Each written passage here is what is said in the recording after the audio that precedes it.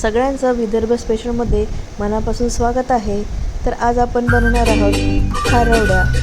तर खारवड्या हा कशापासून बनतात आणि कशा कशा बनतात हे आपण आज बघणार आहोत. खारवडा हा एक जुना आणि पारंपरिक पदार्थ आहे. हा पदार्थ ज्वारीपासून बनवला जातो, बाजरीपासूनही बनवला जातो आणि हा पदार्थ खायला एकदम छान लागते, खुसखुशीत कुरकुरीत लागतो. हा पदार्थ तळूनच खायला छान लागतो आणि कच्चीसुद्धा खाल्ल्याही जातात.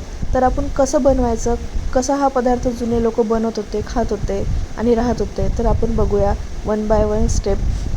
तर आपल्याला जितके खारवड्या बनवायचे आहे तितके ज्वारी घ्यायची आहे, मोजून छान स्वच्छ धुवून टाकायची आहे. त्याला थोडं वाळवत ठेवायचं आहे. नंतर त्याचं वाटण करून घ्यायचं आहे. छान मिक्सरमधून बारीक वाटण करून घेतलं की त्याच्यामध्ये चवीनुसार मीठ, तिखट, हळद, ओवा, तीळ आणि दही टाकायचं आहे. दही का बरं टाकायचं की रात्री आपल्याला हे सारण तयार करून ठेवायचं आणि सकाळी याच्या वड्या घालायच्या असतात, म्हणून छान त्याच्यामध्ये दही टाकायचं आणि एका मोठ्या पातेल्यामध्ये छान गरम पाणी करायचं आणि जे आपण वाटण तयार करून घेतलं आहे त्याच्यामध्ये थोडंसं थंड पाणी टाकून ते पातळसर करून घ्यायचं, जेणेकरून गरम पाण्यामध्ये त्याचे गुठळ्या पकडणार नाही किंवा लम्स पकडणार नाहीत. त्याच्यानुसार आपल्याला पाणी टाकायचं आणि गरम पाण्यामध्ये ते थोडं थोडं टाकायचं आणि आपला चम्मच हा फिरवत जायचा, जेणेकरून लम्स पकडणार नाहीत.